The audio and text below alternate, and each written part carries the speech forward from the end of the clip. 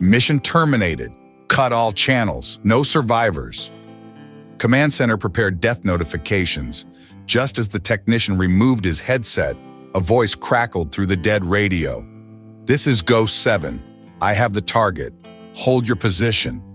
The entire control room froze. Someone whispered, "Impossible.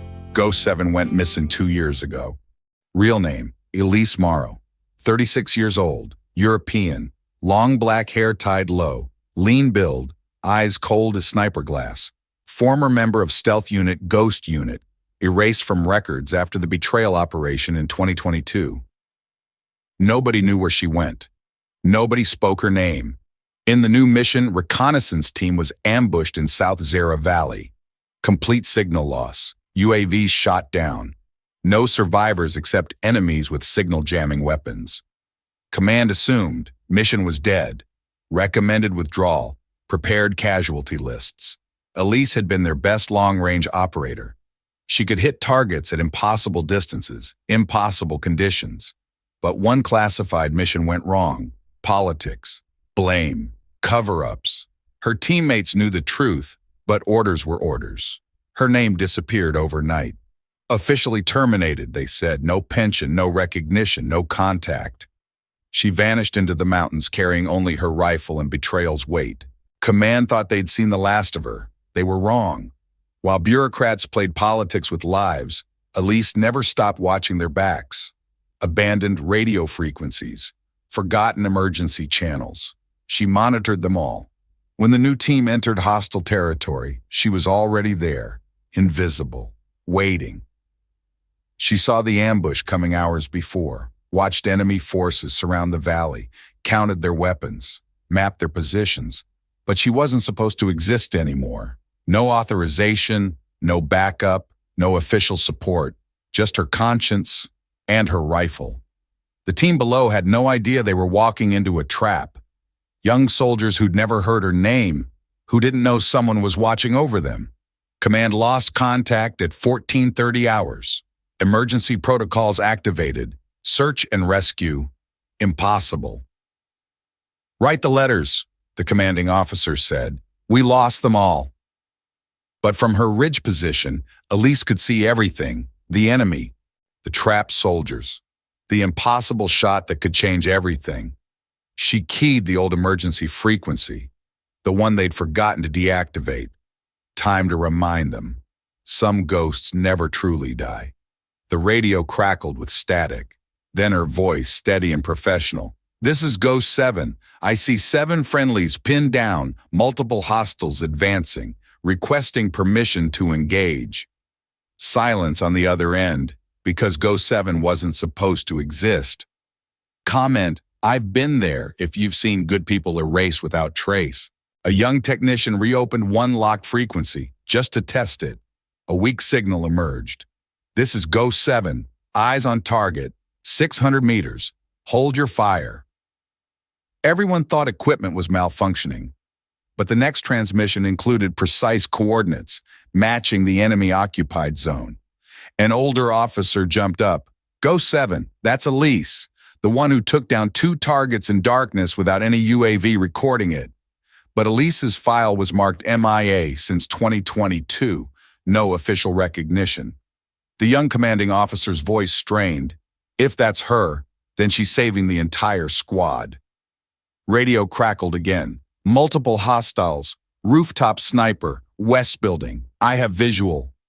Details only someone on the ground could know. Someone who'd been watching, waiting. "Sir," the technician whispered, "these coordinates, they're coming from the mountain ridge. That's a 1,000-meter shot. In crosswind. Impossible angle." The older officer's eyes widened. Not for her. Elise held the record, longest confirmed kill in unit history. But the young commander shook his head. "She doesn't exist, officially." "Tell that to the boys trapped down there," the officer replied. Static filled the channel, then silence. Had they lost her too?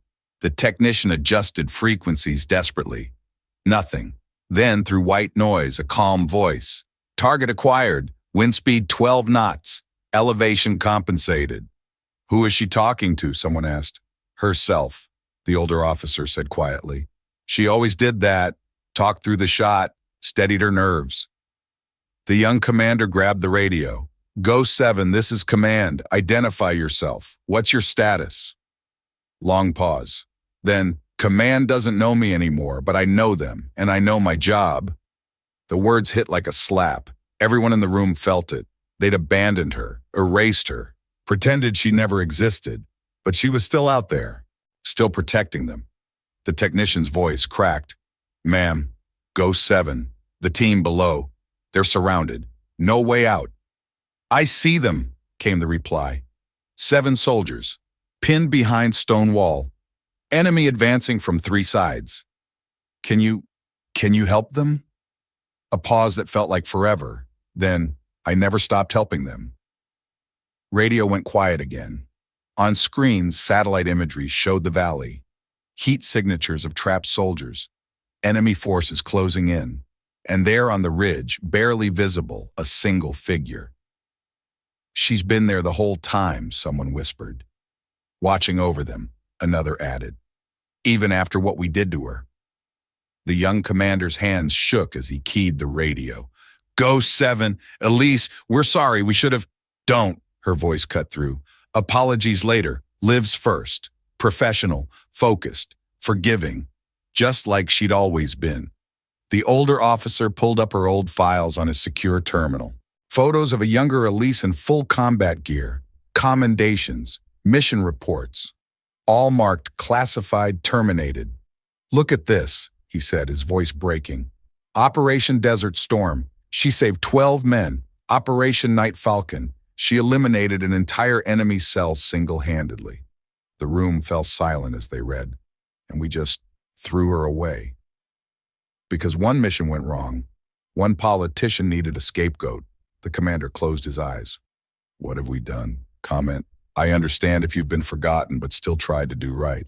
Elise needed no support. She aimed using mechanical sights from a rocky crevice, extreme wind, enemy shadows moving. After 3 minutes of silence, a single gunshot echoed. Radar updated. Primary target eliminated. Elise's voice clear in the headset. Target neutralized. Mark team for extraction. They have 7 minutes before reinforcements arrive.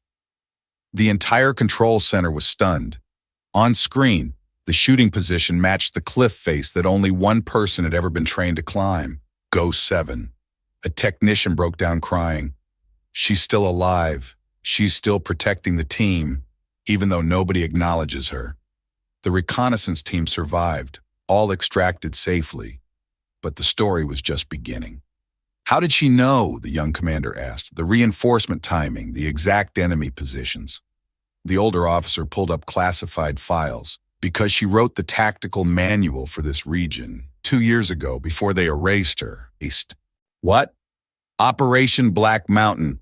Elise spent 6 months mapping every cave, every cliff, every sniper position in that valley. She knew the enemy would eventually use it as a stronghold. The room fell silent. So when our boys walked into that trap, she was already there, had been for weeks, watching, waiting, protecting them from shadows. The young commander's voice was barely a whisper. We sent them in blind, but she was their guardian angel. Without orders, without backup, without recognition. Another transmission crackled through. Command, this is Ghost 7. I count 15 enemy vehicles approaching from the north. Your extraction window is closing. Copy that. How do you know our extraction plans? A pause. Then, almost sadly, I still monitor all frequencies, old habits. The technician looked up. Sir, she's been listening to everything. Every mission briefing, every tactical update. She never stopped being part of the team. Even after we threw her away, someone muttered. Ghost 7, the commander keyed the radio. We need you to come in. Official reinstatement. Full honors. You've earned it. Static. Then, negative command. I work better from the outside. But why? Why help us after everything? Her voice came through, steady and sure. Because those soldiers down there, they're not politicians. They're not bureaucrats. They're just kids trying to get home. Like you once were. Like I still am. The radar showed enemy reinforcements arriving, but also something else. Multiple heat signatures dropping, neutralized. Ghost 7, what's your status? Clearing the path. Your boys are almost home. Shot after shot, each one precise, each one saving lives. The older officer was crying now. She's not just a sniper, she's a one-woman army. No, the young commander said quietly. She's something more. She's what we all should have been.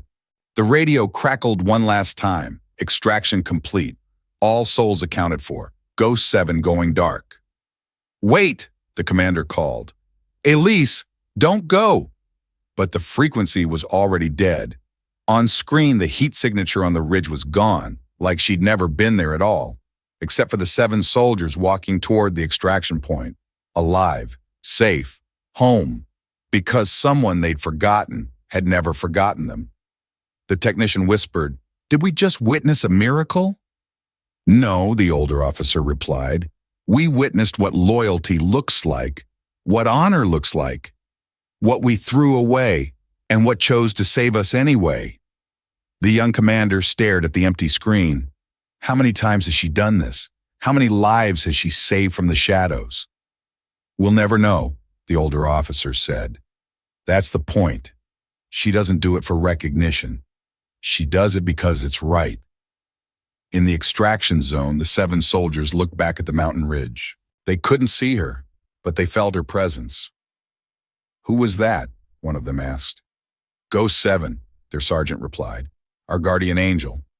Will we see her again?" "Only if we're lucky enough to need saving."